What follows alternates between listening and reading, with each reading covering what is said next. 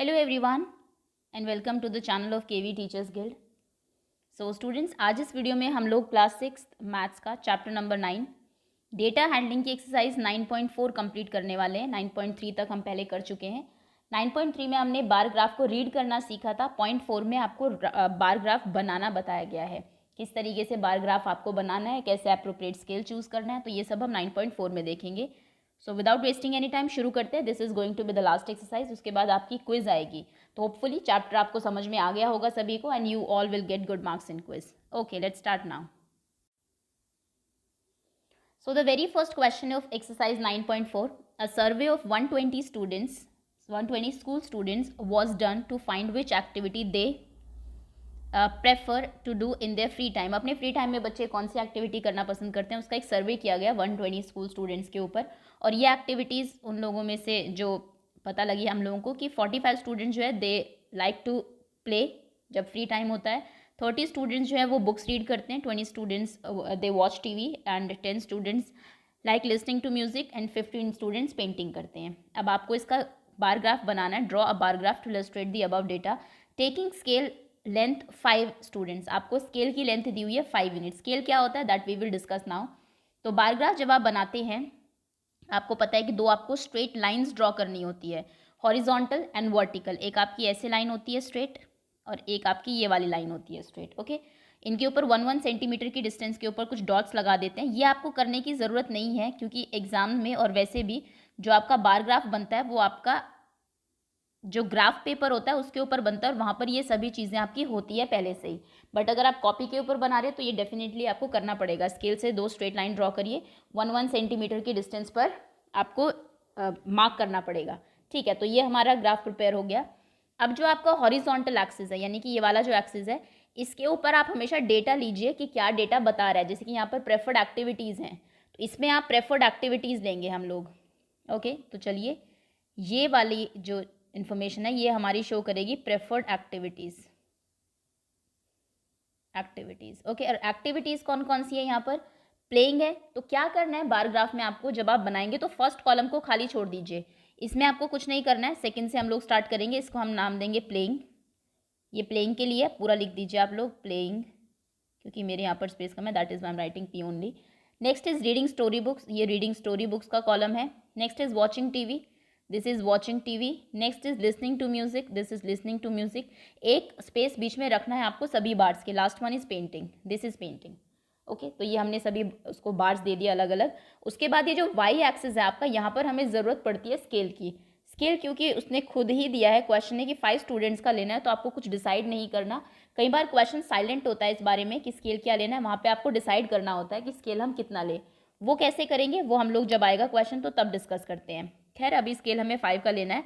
So this is 5, 10, 15, 20, 25, 30, 35, 40, 45, 50। Highest देख लेते हैं कितने हैं। 45 हाइएस्ट स्ट्रेंथ है किसी भी उसमें, तो यानी कि 45 तक हमारा बन चुका है, that is enough now.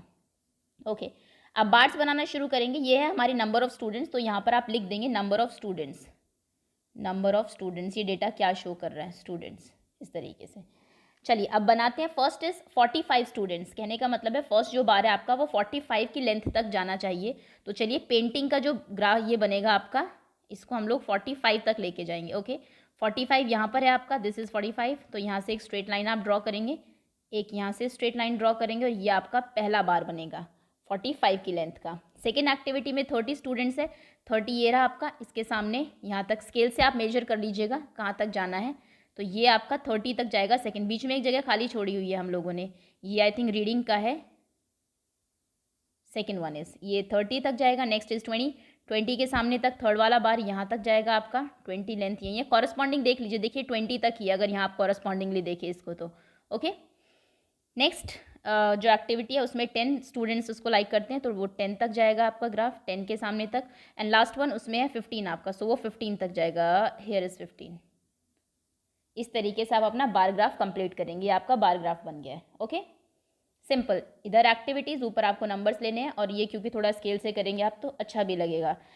Next उसने कोई क्वेश्चन भी पूछा है कि उसके नीचे, वो देख लेते हैं। क्वेश्चन है आपका I think, yes, the question was which activities preferred by most of the students other than playing, playing के अलावा और कौन सी एक्टिविटी जो बच्चे करना पसंद करते हैं? प्ले तो हमें पता है हाईएस्ट है ही, ये दिखाई दे रहा है हमको। इसके अलावा और कौन सी एक्टिविटीज़ है जिसका बार सबसे हाई है? That is second one, reading story books. तो यहाँ पर आपका फर्स्ट पार्ट जो है इसका आंसर हो जाएगा रीडिंग स्टोरी बुक्स। ओके, तो इस तरीके से आपका बार ग्राफ बनेगा। सेकेंड क्वेश्चन पर आते हैं। Okay, first question is done. Second question है आपका, the number of mathematics book sold by shopkeeper on 6 consecutive days. Consecutive मतलब लगातार से, मंडे ट्यूसडे वेडनेसडे, तो 6 लगातार दिनों तक एक शॉपकीपर ने कितनी मैथ्स की बुक बिकी उसकी शॉप में, वो आपको यहाँ पर दी हुई है इन्फॉर्मेशन। मंडे संडे को 65 बुक सोल्ड हुई, Tuesday 40, Tuesday 30, Sunday 65, Monday 40, Tuesday 30, Wednesday 50, 20 and then 70। इस तरीके से आपका ग्राफ है। Draw the graph to represent the above information choosing the scale of your choice. अब मैं आपको स्केल चूज करना बताती हूँ क्योंकि वो सबसे इंपॉर्टेंट है। यहाँ पर देखिए, स्केल हमें यहाँ पर ड्रॉ करना होता है। जो आप यहाँ पर 1 2 3 4 लिखेंगे, 10 20 30 क्या लिखेंगे? अगर आप ग्राफ देखेंगे तो आप ग्राफ में ये देखेंगे कि जो ग्राफ होता है आपका, ये लाइन्स होती है, इनके बीच में 10 बहुत छोटी छोटी लाइन्स होती है जो कि हमारे बाद में काम आती है। इसलिए होता क्या है, इस तरीके से 9 लाइन्स होंगी, 10 पार्ट्स में इसको डिवाइड किया होता है। आप स्केल में हमेशा 1 2 और 5 का ध्यान रखेंगे। हमेशा इसमें ही आप, इसी रेशो में आप कोई भी स्केल ले सकते हैं। आप 1 2 5 का स्केल ले सकते हैं, 1 2 3 4 5। आप 2 5 10 का ले सकते, 2 4 10 का ले सकते हैं, 2 4 6 8 10। आप 5 10 15 का ले सकते हैं। उसके बाद आप 10 20 50 का ले सकते हैं। आप 100 200 एंड 500 का ले सकते हैं।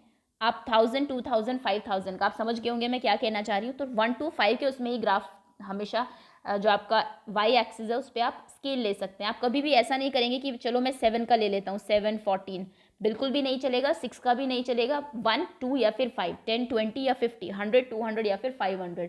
ग्राफ यही होना चाहिए और ग्राफ अप्रोप्रिएटली लेना है आपको। जैसे ये इन्फॉर्मेशन थी आपकी।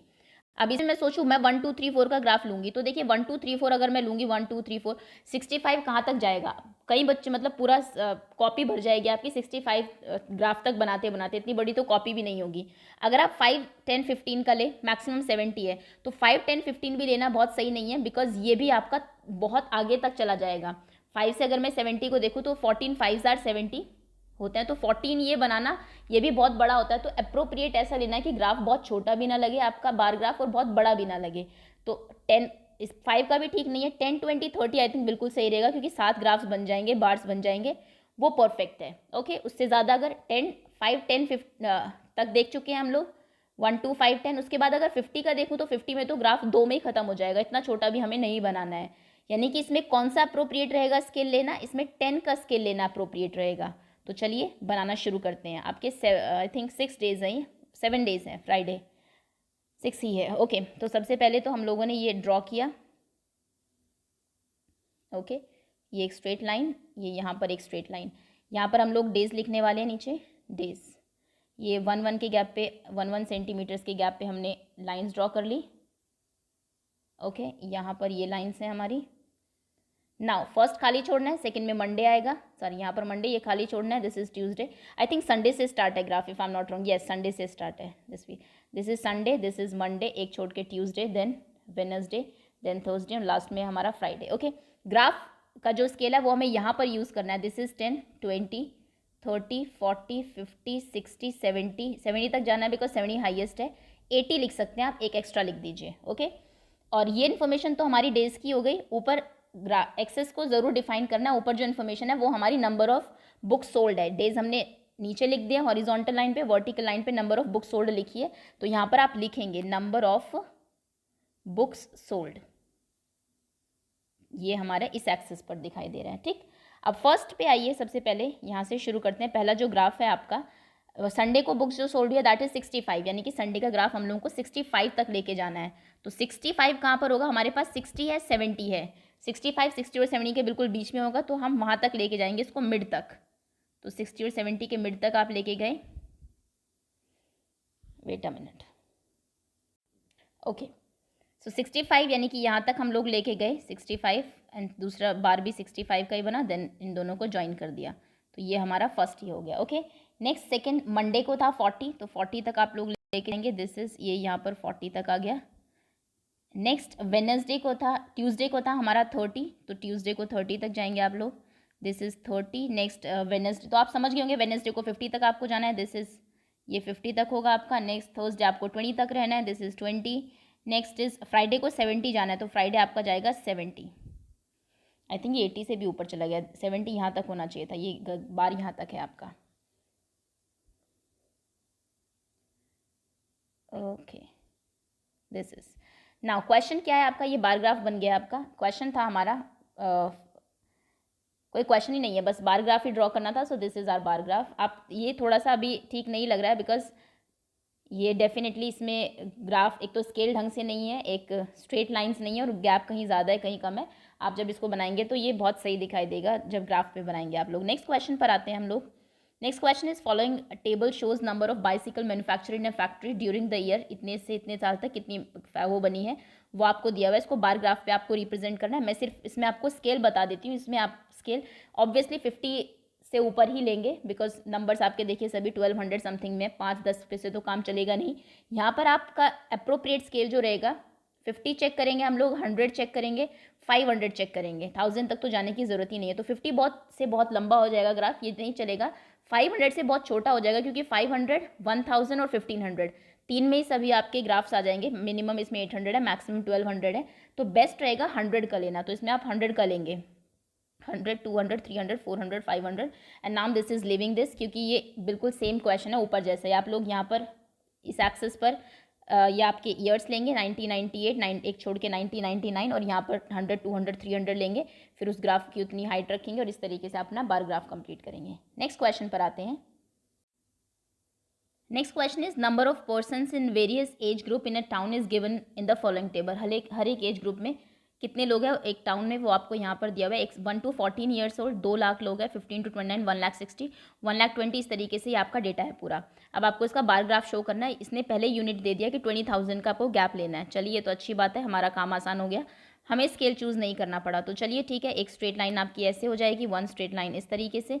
यहाँ पर हम लोगों ने एक सेंटीमीटर की डिस्टेंस पर ये कर लिया, और इसमें क्या है, इसमें एज ग्रुप लिखना है। तो ये 1 to 14 का है सपोज करिए, ये 15 to 29 का है, this is 30 to 44 sorry. Next क्या था हमारा 45 to 59, this is 60 to something and next इस तरीके से। अब हमें यहाँ पर स्केल 20,000 का लेना है, दिस इज 20,000, दिस इज 40,000,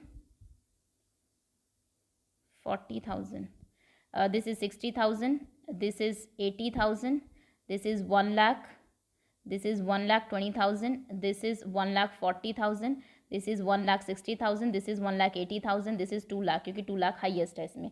पहला जो ग्राफ है वो आपका 2 लाख तक जाएगा, इस तरीके से स्ट्रेट लाइन आप ड्रॉ करेंगे 2 लाख तक। नेक्स्ट 1,60,000 है, तो नेक्स्ट वाला 1,60,000 यहाँ तक आप लोग लेके जाएंगे,